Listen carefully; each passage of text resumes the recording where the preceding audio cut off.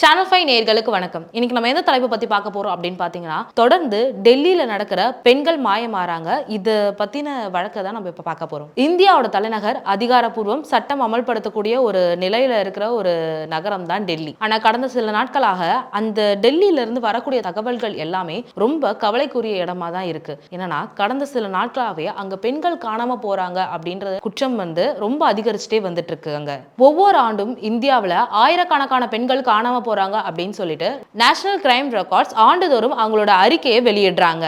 அந்த பட்டியல்ல டெல்லி அதிக எண்ணிக்கையோட அந்த இடத்துல இடம் பெற்றிருக்கு.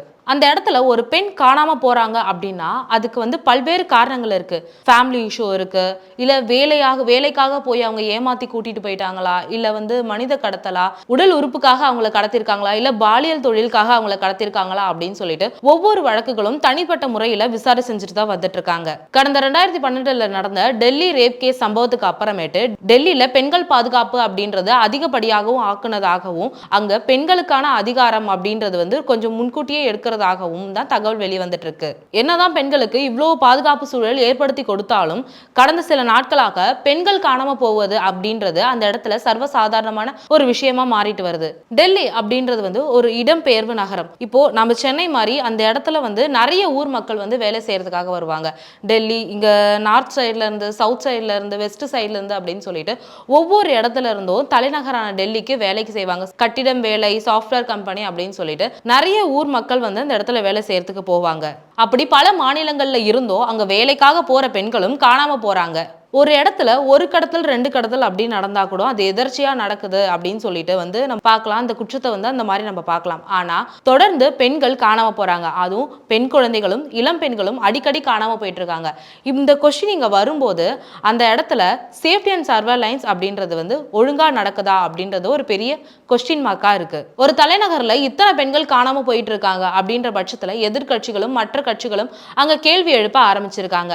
ஏன்னா அங்க சிசிடிவி ஒழுங்கா இருக்கா, இல்ல மற்ற மாநிலங்களோட கம்யூனிகேஷன் சரியா இருக்கா, எஃப்ஐஆர் சரியா ஃபைல் பண்றாங்களா, இல்ல போலீஸ் அந்த கேஸை ப்ராப்பரா மூவ் பண்றாங்களா அப்படின்ற கொஸ்டின் இங்க எதிர்கட்சிக்காரர்கள் எழுப்பிட்டு இருந்திருக்காங்க. ஒரு கேஸை போலீஸ் ப்ராப்பரா விசாரணை பண்ணியிருந்தாங்கன்னா அது இத்தனை கடத்தலுக்கு வழிவகுத்திருக்காது அப்படின்ட்டு சொல்லியிருக்காங்க. ஒரு வீட்டுல ஒரு பெண் காணாம போறாங்க அப்படின்னா அது அந்த குடும்பத்தை நெருக்கக்கூடிய ஒரு சம்பவமா மாறுது. இந்த பெண்கள் காணாம போறது அப்படின்றது ஒரு அரசியல் யுக்தியா மாறாம ஒவ்வொரு குடும்பத்தின் நிலைமையை நினைச்சும் அந்த பெண்களை தேடக்கூடிய பணியில ஈடுபடணும் அப்படின்னு சொல்லிட்டு அந்த ஊர் மக்கள் அவங்களுடைய ஆழ்ந்த கருத்தை தெரிவிச்சிருக்காங்க.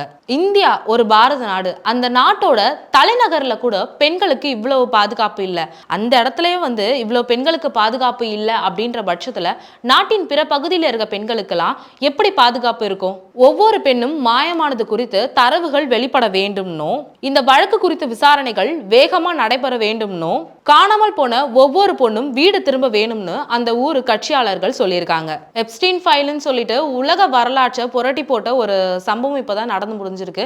இதை பத்தி இந்தியர்கள் மும்முரமா பேசிட்டு இருக்கிற இந்த பட்சத்துல இந்தியாவில் ஒரு எப்ஸ்டீன் ஃபைல் நடந்துட்டு இருக்கு. அதுக்கு பின்னாடி யார் இருக்காங்க, என்னென்ன அரசியல் தலைவர்கள் அதுக்கு பின்னாடி இருக்காங்க அப்படின்றது இப்ப வரைக்கும் ஒரு கேள்விக்குறியா தான் இருக்கு. இந்தியாவில் நடக்கிற இந்த எப்ஸ்டீன் ஃபைல் பத்தி தெரிய வந்தாதான் இதுக்கு பின்னாடி எந்தெந்த அரசியல் பிரமுகர்கள் இருக்காங்க, எந்தெந்த பிரபலங்கள் இருக்காங்க அப்படின்றது மக்களுக்கு தெரிய வரும். மேலும் இது போன்ற வீடியோக்களுக்கு சேனல் 5 தமிழ் சேனலை சப்ஸ்கிரைப் செய்யுங்கள். நன்றி.